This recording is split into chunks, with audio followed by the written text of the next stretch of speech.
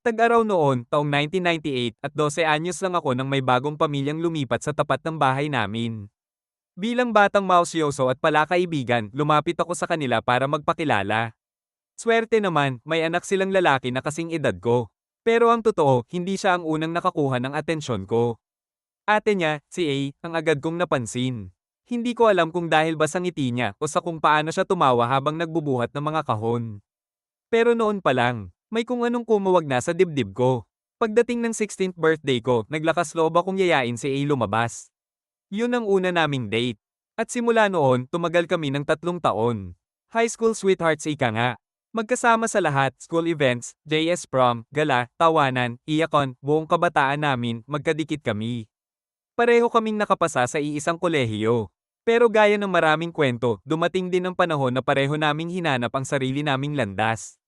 Napagdesisyonan naming maghiwalay, at alamin kung ano pa ang pwedeng mangyari sa mundo. 1 taon ang lumipas. Parang pinaglalaroan kami ng tadhana dahil nagkita ulit kami kahit panandalian lang. Nasa pharmacy na si A noon at balak ng lumipat sa ibang lugar. Isang hakbang na hindi ako handa marinig noon.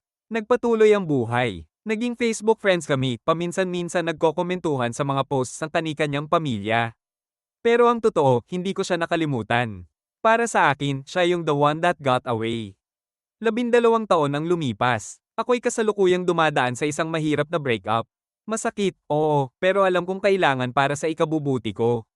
Nag-date ako ulit pero walang nakaabot sa pagmamahal na naramdaman ko kay A. Then one day, after 15 years, may dumating na mensahe sa Facebook. Galing kay A. Kaka-break up din daw niya. Tinanong niya kung naaalala ko pa ba siya. Kung minsan ko raw bang naisip na baka pwede pa. Napakasaya ko noon at simula noon kami na ulit. Hindi ko alam kung saan kami dadalhin ng panibagong kabanata na to. Pero isang bagay ang sigurado ako, masaya ako na muling bumalik sa paglalakbay kasama si A.